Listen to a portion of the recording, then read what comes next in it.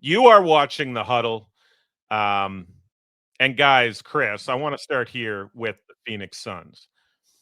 This has got to be the most bizarre team, maybe in the history of the league. A team with, on paper, a very good big three with obviously Kevin Durant, Booker, Bradley Beal. This should not be a 16 and 19 team and a 12 seed in the Western Conference.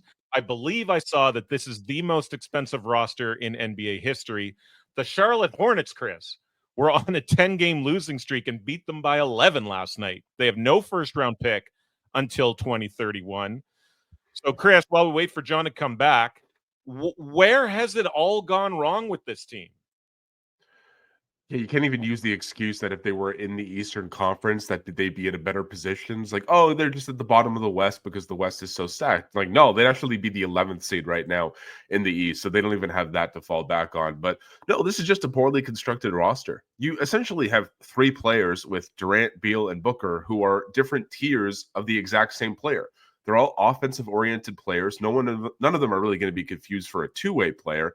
Durant's probably the best of the bunch when it comes to playing defense, but he's never been considered an elite defender throughout his career.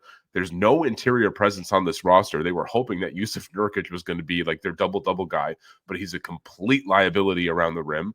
They have 0 second unit. Last time I checked, they're like 24th in bench scoring, and they rely so heavily on their big three that if there's like ever a cold night shooting the rock, they're totally screwed. So I think this is just an example of a team going all in, vying for a championship. Like when they were in the finals a few years ago, they were much better equipped from top to bottom, trying to compete for that Larry O'Brien trophy. But this is just another prime example of franchises banking on big names, big threes to try and catapult them into title contention. And this is just another failed experiment with a team involving Durant, because we've seen this multiple times before. Look what happened with the Brooklyn Nets when Kyrie Irving and James Harden were there. Now he's with Phoenix and Beal and Booker. It's not exactly meshing to the point where they could be a contender. I'm not surprised at all to see them at the bottom of the barrel in the West. They're just not good enough to compete anymore. As somebody who, ever since he was at Florida, I've sort of been a fan of Brad Beal. Like, I like his game. I liked him on a lot of those bad Wizards teams. I thought his move to Phoenix on paper looked really, really good. But I'm starting to wonder if he's maybe a part of a bigger problem here with some of these poor teams that he's been on. John, I'll throw it to you here. If you're the Phoenix Suns, and if this sort of continues, they're 16 and 19 as we sit here on Wednesday. Do they just blow it up at this point? I mean, they started the season 8-1. We talked about it early on in the season. This team looks good. Coach Bud finally has this team playing. They're 8-18 since. They are the worst spread bet in the NBA, or the best fade, depending on how you look at it, in the NBA right now. 12-23 against the spread. Clearly, something is not working here, John Henson. So, do you just blow it up? Two things: is my go good? Am I good to go? Or is my volume okay? It's still a little bit wonky. A little wonky. Huh. Let me see and just go to my different. Well, I'll start off. Is it easy to understand? Or do I need to come back out and in? I don't know.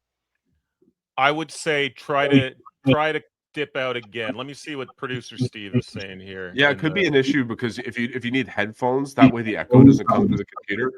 I applied for a job at the Best Buy Geek Squad one year. I didn't get it, but I learned a little bit doing some research. So let's just hope that like the blue shirt within me and khaki pants is carrying through. All right. Are we now? It's still a bit bad. Still a bit bad. Okay. Well, I can try to. I'm okay because I actually have a. There's a talk to that talked about the Suns. And he essentially was just like the vibe. There's three guys making so much money that there's no really camaraderie. There's no team type vibe. Very separated in how they carry themselves. So yes, I don't think it's bad as basketball. They have players, they have the personnel. I think it's off the court, the vibes. Obviously, I had Coach Bud. I wouldn't call Coach Bud like the most. The best coach at combining egos and trying to figure things out. I've seen it with Giannis and these things like that. So it's just a bad mix. It's just bad vibes. Just bad. The energy, the vibes are low, and in basketball, that could be detrimental to winning. Yeah, 100%. I mean, we've seen it when other teams down the years try to form a big three. I mean, on paper, this Suns team is as good as any when you think of a super team in the current NBA. But Chris, let's talk Brad Beal then. Apparently, there has been no conversation about him waiving his no trade clause, at least according to his agent. He says his focus is on helping the Suns out of this slump. So, Chris, what happens to Brad Beal between now and the trade deadline? Nothing. He's screwed. Yeah. And the biggest issue here is that he has that no trade clause, which is, I mean, he's not going to willingly give that up. We've heard rumors about like, oh, they could perform a 3-team trade, send him elsewhere. He doesn't necessarily have to go to the Heat because obviously the Jimmy Butler situation, Butler's been linked to the Suns, and Beal was the obvious player to get rid of to make the finances work. But Beal, his only outcome right now is to be miserable as a second unit guy. And they could say all they want about, well, the move was made from a basketball standpoint and it wasn't done so to encourage Beal to waive his no trade clause, just make him miserable on the bench. And then all of a sudden he'll say, yeah, you know what? I need a different situation. There's a fly in here, clearly. I don't know what sounds worse, me or some of the connections we've been having on the show here today. But you know what? As far as Beal goes, I mean, this is kind of the situation you wanted. You obviously left the Washington Wizards. You waived the no trade clause. You thought you were going to be competing for a championship with the Phoenix Suns, and rightfully so. You have Kevin Durant. You have Devin Booker next to you. You're supposed to be in that mix. But right now, Beal is not putting up the numbers that he's capable of, especially with the money that he is making.